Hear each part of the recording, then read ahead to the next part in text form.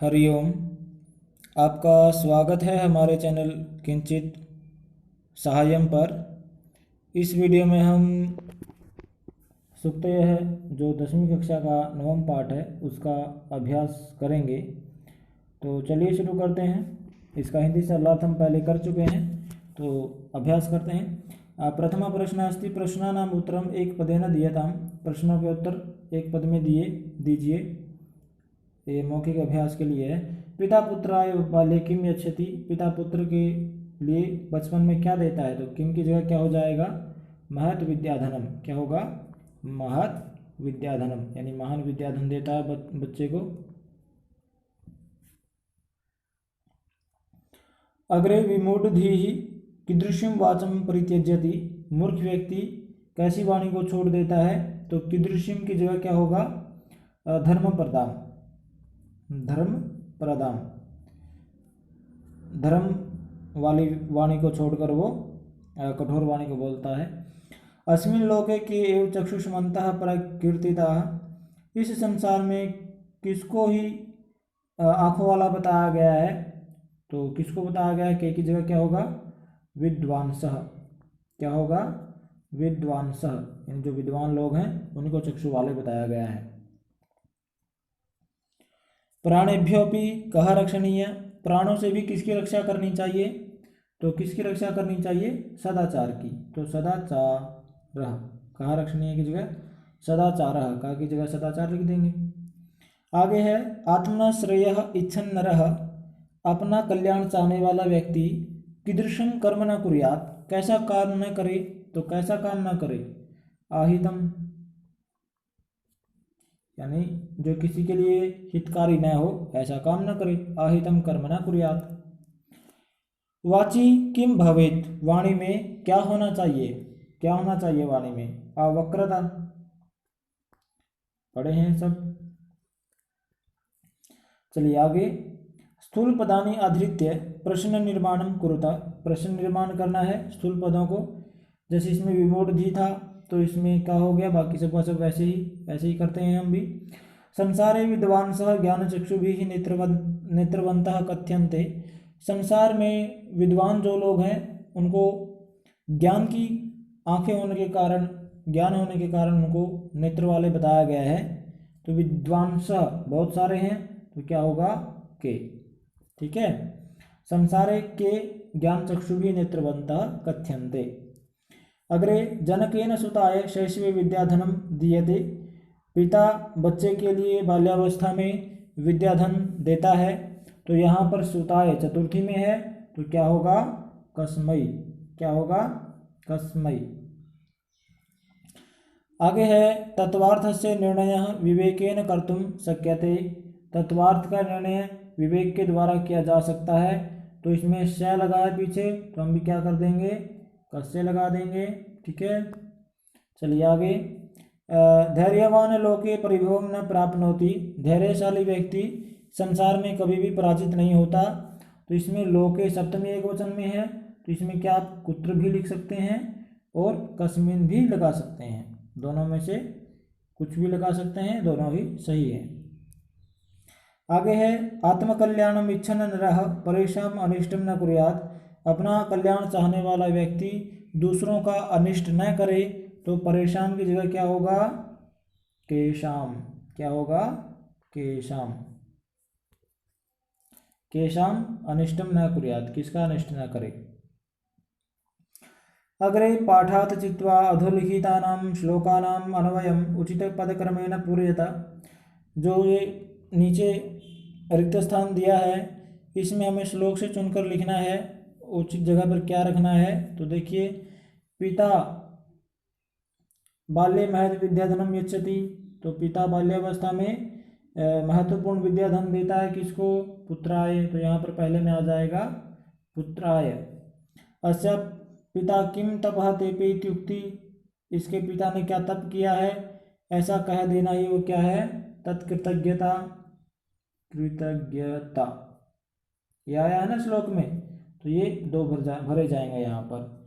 आगे है येन यत प्रोक्तम तस्य तत्वार्थ निर्णय।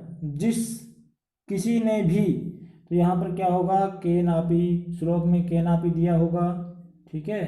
येन के नापी यत् प्रोक्तम, जिस किसी ने जो कुछ कहा है, तस्य तत्वार्थ निर्णयः, येन कर्तुम जिस उसके तत्वार्थ का निर्णय जिसके द्वारा, भवेत करने में हो, क्या हो, समर्थ।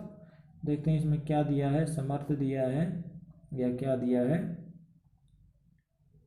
ये रहा शक्य है, क्या होगा इसमें, शक्य होगा, और विवेक ईरिता, ठीक है। चलिए नीचे देखते हैं,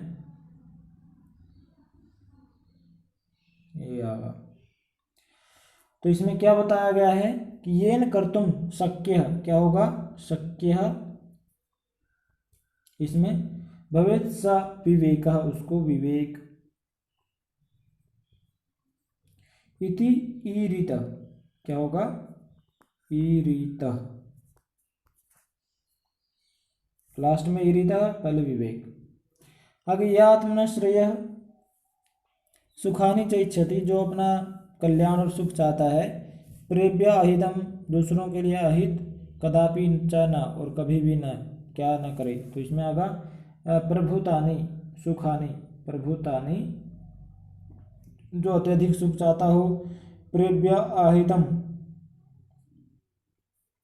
अहितम कर्म, ठीक है, दूसरों के लिए अहित काम, कदापि च न कुर्यात, क्या होगा, कुर्यात। देखिए ऊपर श्लोक में यही दिए हैं या अलग अलग दिए हैं, तो देखना पड़ेगा। यही है कि प्रभुतानि आएगा पहले में, दूसरे में कर्म आएगा, तीसरे में कुर्यात आएगा। चलिए आगे है चतुर्थ प्रश्न। अधोलिखितम उदाहरणद्वयं पठित्वा, नीचे दिए गए दो उदाहरणों को पढ़कर, अन्येषां प्रश्नानां उत्तराणि लिखित, अन्य प्रश्नों के उत्तर लिखिए। तो सत्या मधुरा च वाणी का, सत्य और मधुर वाणी कौन सी होती है, धर्मप्रदा, धर्मप्रद जो वाणी होती है। धर्मप्रदां वाचम कह त्यजति, धर्मप्रद वाणी को कौन छोड़ देता है, विमूढ़धि, विमूढ़धि आया ना श्लोक में, विमूढ़धि। आगे है मूढ़ पुरुषः काम वाणी वदति, मूर्ख व्यक्ति कैसी वाणी को बोलता है, परुषाम, कठोर वाणी को बोलता है। कैसी वाणी को बोलता है, परुषाम, कठोर वाणी को। मंदमति ही कीदृशम फलम खादति, अल्प बुद्धि वाला या मूर्ख व्यक्ति कैसे फल को खाता है, तो अपक्वम, कच्चे फल को खाता है वो, अपक्वम। अग्रे बुद्धिमान नरः किम इच्छति, बुद्धिमान व्यक्ति क्या चाहता है, आत्मनः श्रेयः, अपना कल्याण चाहता है। कियंती सुखानि इच्छति, कितना सुख चाहता है, प्रभुतानि, ठीक है, कियंती की, प्रभुतानि सुखानि इच्छति, अत्यधिक सुख चाहता है। स कदापि किम न कुर्यात्, वह कभी भी क्या ना करे, परेशान आहितम, वह कभी भी दूसरों का अहित ना करे। नहीं, इसमें होगा स कदापि किम न कुर्यात्, आहितम, अकेला आहितम कर्म, यानी अहित कर्म ना करे किसी का भी। आगे है स केभ्य आहितम न कुर्यात्, वह किसके लिए, किसका अहित ना करे, तो क्या होगा, परेभ्य, केभ्य की जगह क्या होगा, परेभ्य, ठीक है। चलिए अग्रे, मंजूषायाः तद्भावात्मक सुक्तिः विचित्य अधोलिखित कथनानां समक्षम लिखित। मंजूषा से वो भावात्मक सुक्ति उठाकर नीचे दिए गए कथनों के नीचे लिखना है। विद्याधनम महत्, तो महान विद्याधन, तो विद्याधन के बारे में क्या सुक्तियां दे रखी हैं वो देखते हैं। तो इनमें से क्या है, विद्याधनम सर्वधन प्रधानम, विद्याधनम महत् के लिए एक तो ये हो गई नंबर 1, और दूसरा है विद्याधनम श्रेष्ठम तन्मूलम इतरत धनम, नंबर 2 ये हो गई, ठीक है। ये विद्याधन सभी धनों में प्रधान है और विद्याधन श्रेष्ठ धन है, और बाकी जो धन है वो उसी के कारण में है, ठीक है, विद्याधन के कारण ही बाकी सभी धन का अस्तित्व है। दूसरा है आचारः परमो धर्मः, आचार परम धर्म है, तो इसमें होगा आचार्येण तु संयुक्त संपूर्ण फल भाग भवेत्। नंबर 1 कि आचार से युक्त व्यक्ति संपूर्ण फल का भागी होता है। और क्या है, आचार प्रभो धर्म संतश्च आचार लक्षण, ये आचार से ही धर्म का पालन होता है और यही उनके लक्षण दिए हैं आचार के। तो ये नंबर 2 सूक्तियाँ हैं, ये हो गई। आगे तीसरी सूक्ति में क्या है, चित्ते वाचि च आवक्रता एव समत्वम, हमारे हृदय में और वाणी में आवक्रता होना ही समानता है।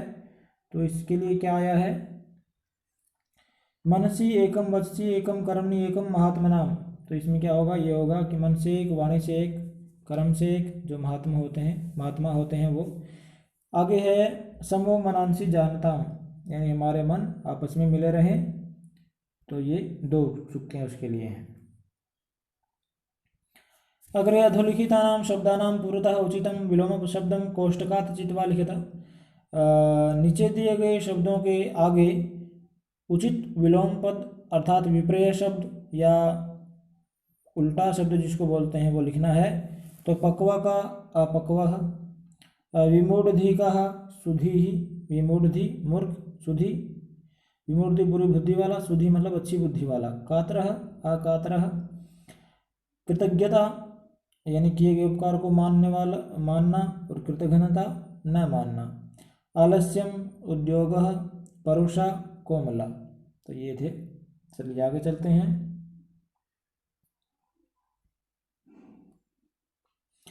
अधोलिखितानां शब्दानां त्रयः समानार्थकाः शब्दाः मंजूषायाः चित्वा लिख्यन्ताम्।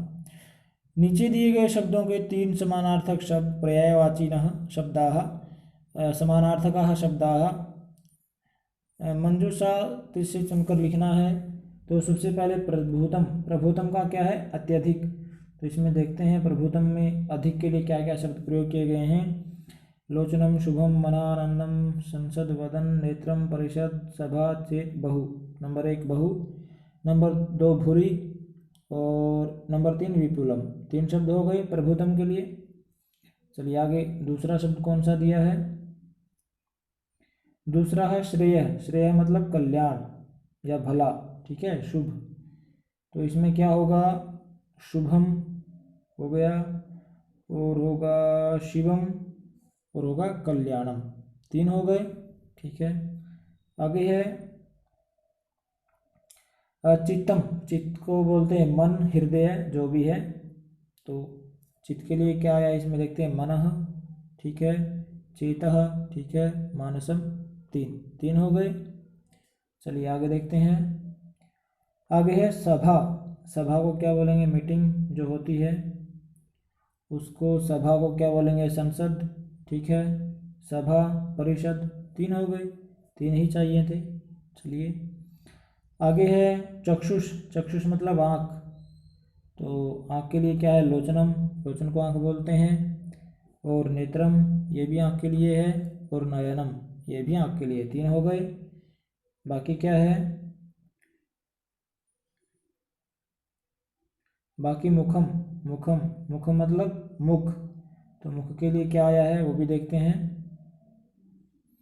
तो मुख के लिए आननम, ठीक है, वदनम, ये भी हो गया। और इसमें से वक्तरम। तो 3 हो गई मुख के लिए। तो हो गया हमारा। चलिए आगे चलते हैं।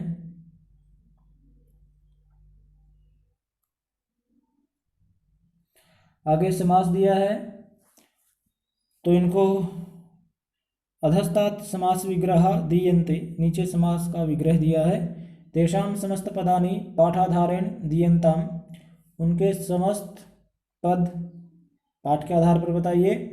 तो तत्वार्थ से निर्णय क्या होगा, तत्वार्थ निर्णय, तत्वार्थ निर्णय।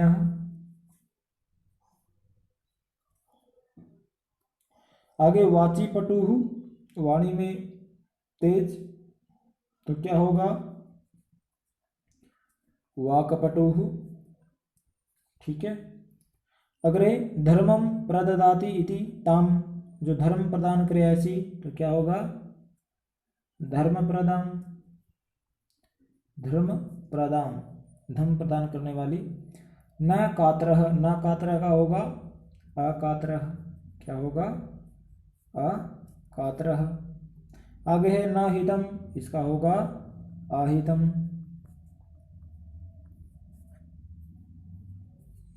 आगे क्या है, महान आत्मा येषाम, जिनकी महात्मा महान आत्मा होती है, तो क्या होगा महात्मा नाम,